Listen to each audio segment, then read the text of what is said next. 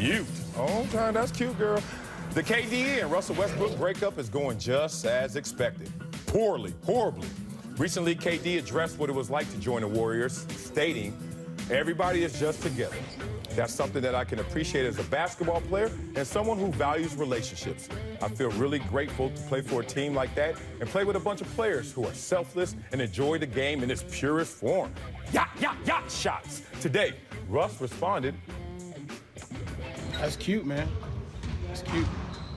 You know, my job is to be able to worry about what's going on here, and we gonna worry about all the selfish guys we got over here, apparently. I don't care. To me, it doesn't matter. My job is to worry about here. Honestly, I'm really tired of talking about it. So anytime anybody asks me another question, I'm just not gonna answer. Yeah, what I mean? Whose side are you on in this nasty divorce? Yo, first of all, I'm sick and tired of the media creating things. You people. You people. Like you people. Like he ain't drawing a check. I'm not the media. Like you getting a check from You're someone not else? dressing like the media, but you media. That's why I dress like this. To separate myself from you people. Okay. You vampires just walking around looking for victims. No, here's the thing. Durant was answering a question. Okay. What do you like about being here? He answered it. Everything he said there is indicative and kind of descriptive of what's happening in Golden State. Russell Westbrook was answering a question too, but the question he was answering was not based off of Durant's comments, but someone running up to him and said, "Yo, you hear what Durant said? He said they ain't selfish over there." Making it seem like he's talking about Oklahoma when all he was doing was describing Golden State. I thought Russ handled it well, and I like at the end he said, "And I'm not answering questions about this anymore because if you don't make that clear, they will do this all year long." They, like he ain't part of the media. Y'all will and they. do this all year long. Well, give me some y'all and they paycheck if you're not part of the media. Yeah. Listen, here's the thing. I haven't been this hurt about a fake relationship since Kelly and Michael. I cannot believe You said that was fake? It looked real every morning I watched it. We found out later, just like in Oklahoma City. We thought they were boys, and now we found out later that they are not that much of a boys. Listen, there are no true villains in this storyline. I do agree with you that there's some media creating some of this tension, but at the end of the day, yo, stop throwing the shade, KD. You know what you're doing. You know what you're doing. Yeah. You're basically saying that they were playing not the way I wanted to play, that Russell Westbrook was a selfish player, and Russell is doing it the good thing. When they shoot low, he's going high and trying not to get in the dirt. Let's not act like both of these guys are not superstars and both of these guys are not media savvy. I am not mad at KD for leaving, but I am mad at how he's handled his departure in this respect. Why are you being passive-aggressive towards OKC and towards Russell Westbrook? And you don't think he's passive-aggressive? Listen to this. Have you talked to Russell Westbrook? One, did you talk to him explicitly before you left? And two, have you made amends since you left? And if you have not talked to me, don't talk about my situation. And that's just that simple. That's my point. He wasn't talking about their situation. He was talking about what's fun about Golden State. He was talking about that situation. Don't even listen. As I said, there are no true villains in this, and Golden State Warriors, they are a family. I totally get that, and I love what they have there. But listen, you're throwing shade at Westbrook, and I don't think he necessarily deserves it. He is a great player. You're a great player. Go your separate ways, but start with the shade, man. Yeah. Sensitive panel over there. We all need hugs, I guess, huh? Well, let's go back to more hoops with no respect on his name. Gotta put some respect on Carmelo Anthony's name, who's pretty upset about being ranked number 15 in Slam Online's player rankings. Yesterday when the ranking came out on Instagram, damn, they ain't got magazines no more? Melo let Slam know what he thought about the posting. Don't play yourself. And all credibility lost in my eyes. Whoa, look at that. And you can see the online ranking right there. Carmelo Anthony just one under Blake Griffin. So I got to ask you this question, y'all know what I mean? Was the ranking insulting? Well, Keek the Sneak. Here's the thing. What's he arguing here? That he should have been 12? Not like I believe in his mind he's thinking 3 to 5, something like that, and he's not 3 to 5. And so you can split hairs and talk about should he have been higher, a little bit lower, but that's around the range where he's at. But again, players are going to be super kind of confident about themselves. Look at those faces. And if you're a superstar player, you should think of yourself as a top 5 player at all times when you are a superstar player, which Carmelo Anthony still is. My thing is why is this a story? Like, is it a story because it's still like the preseason and we ain't for real yet? No. Because listen. Because of media, because of y'all. because, I mean, to me, it's like some dude responding on Instagram about some magazine that not a whole lot of people read. I mean, so I'm trying to figure Wow. Man, somebody didn't get a job at Slam in high school. It's based upon the metrics. I'm just talking about the numbers. It's not. It's not like it's New York Times that came out with this. It's Slam magazine, which is a fun magazine. I read Slam. I don't want to throw any shade, but the fact is that. Oh, now you don't clean it up. Now clean it up. No. Okay, I do read it, but it's not like a huge. It doesn't mover in matter the if it's cultural huge or needle. not. We're talking about the ego of a Carmelo Anthony, who is a global icon. No matter what you think of him as a player, he can go anywhere in this world and be respected and garner attention. I think this is a guy who misread this and understanding that, look, if you're 15, the way I would have took this is as a compliment. The compliment is this. There are 30 NBA teams, and you think that I am single-handedly better than half of those teams to be ranked 15. There are 15 other teams that can march out every single guy on their roster, and Carmelo can laugh at those guys. And only 14 in the league better than him, and he must respect the youth movement. There are a lot of good young players ahead of him. I respect it. Dude, I'm sorry. I just don't go with that. If you are an all-star caliber player, if you are the greatest Olympic men's basketball player of all time, which he is, Time. which he is, then you do not think, well, I'm glad I'm better than half the league. Yo. No, you still think you're a top 5 player at all times. So I can understand Let me just say this. I like the don't play yourself, but the next comment after that, just a little too far. You lost your credibility. That sounds like you're crying. Don't play yourself was a lot cooler. I get you. Really? Well, let's move on to nobody's fool, and let's talk about JaVale McGee. You all right, JaVale? JaVale McGee's trying to revive his career with the Warriors, as we all know. And over the years, McGee he's become better known for his bloopers than his play. He addressed being part of segments like TNT Shaqtin a Fool, saying, "Fans think I'm a dumb person. It's just really disappointing that grown men 50, LZ 40, Amin and Euros are having America's funniest home videos of a player.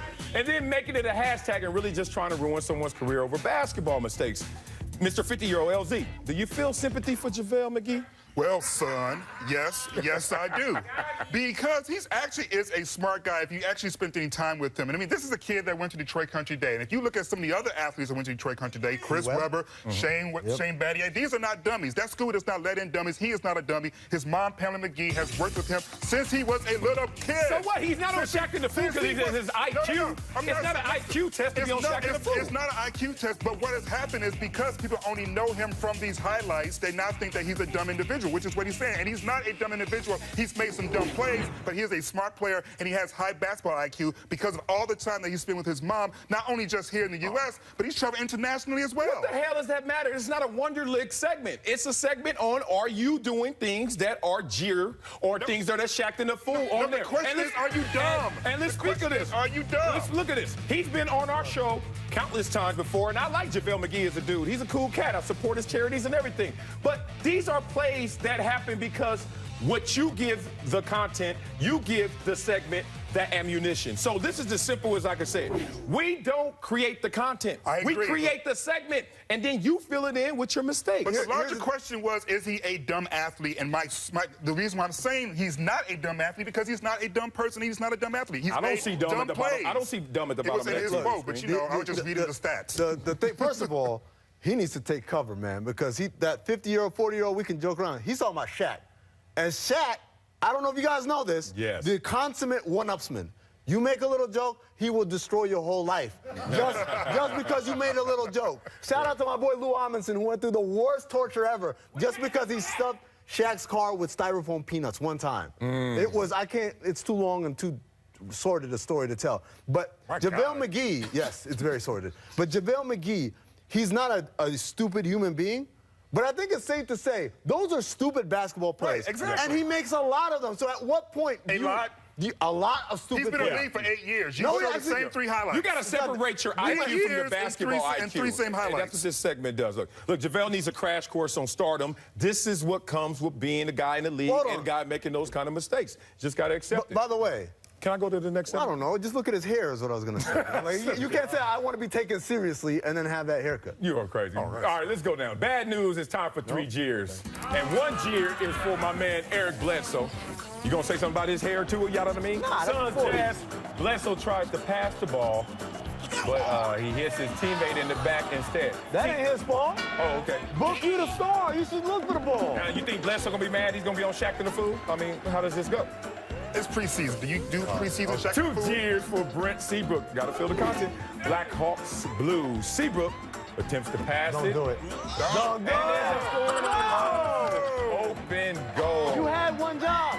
Listen, I see buckets. All I see are buckets. That's his new name, C-Bucket. Yeah, look at him. He didn't even try to get it. Come on. He left his boys out there to dry. And 3 cheers for Steve Johnson. Yep, you guys know who That's he is. a real... Steve Johnson goes up to serve and loses his racket in the process. Wow. Why is he going to porn stars? bicycle again? kicked it I told back. him stop going to porn stars. That's why he lost his racket. You leave that man alone. Nick Kyrgios has been fined over $16,000 for tanking a tennis match. But does the punishment fit the crime? We discuss next. We're going to ask you that, LZ. This is Sports Nation. I know, I'm missing it. Sports Nation is presented by Toyota. Let's go places. And in part by Lee Jeans. Move your Lee.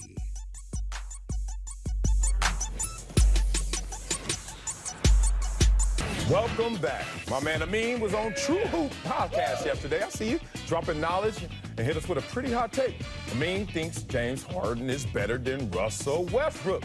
Amin, these are your words, so how about you go ahead and read it, big dog? Sure. Put me down? Harden MVP 2? And leading the league in scoring and assists? Harden actually has shot selection? Harden's a better shooter? When did you become a teenager? Okay, LZ, agree with Amin saying Harden is better than Westbrook. Oh, look at him. He's right there. Tell him. All right. Why? The main reason why is that basketball, unfortunately for Harden, actually has 2 halves or 2 sides of the court. There's the offensive side and there's the defensive side. And we all know what had happened was when you're on the other side of the court with Harden. Now, it's not just about Harden missing things or not being that much of an aggressive player on the defensive side. It's that Westbrook is actually a really good defensive player. Yes. He's actually in the top 20 in terms of defense, player defense efficiency. You can't even say it right. Well, you know what I can say? Yeah. That Harden led the league in shots missed, that Harden led the league in turnovers, and that Russell Westbrook, led him in player efficiency overall. So if you put those 2 things together, it doesn't look as if Harden is the better player. Hello? You got something to say about that, Got Amin? me. This streak is over. No, first of all, Russell Westbrook is what we like to call cosmetically a better defensive player because he's angry, because he's athletic. But when you watch the film, he's not a good defensive player. He gambles a lot. He blows a lot of gambles. He falls asleep. He's not good guarding off the ball. And on the ball. Highlights at? Where are the highlights Well, at? obviously I didn't get with Zach. Oh, so you don't have any proof? You didn't get any proof of what you're trying to tell me? No, So you're making it up? No, I'm not making it up. I just didn't sit down with the producers to get one like you did. Well, you know, you're a better TV guy than I am. But my point is, defensively, they're both train wrecks. It's just one guy is super athletic, and so we assume that he's a better defensive player. Offensively, it's not even close. Harden's a better shooter. Harden's a better finisher. Harden's a better passer. Harden is better at every aspect of basketball other than rebounding. Who was second in the league in assists? It was that guy. It was Westbrook, wasn't it? Yeah, Harden Harden was the best assist percentage shooting guard we saw in the NBA last year. To split the hairs of these 2 great players, I would have to go with it is Russell Westbrook. Now, it's almost a People magazine question of who wore it better. He wears basketball better than James Harden, and you can see James Harden sometimes lacks the intensity. At times, he gets bailed out because of him going into penetration looking for the foul. And people just don't see the same level of effort and production that they see. But he was voted by his peers as the best basketball player 2 years ago. Westbrook never was. Listen to the True Hoop Pod. I explain it a lot better.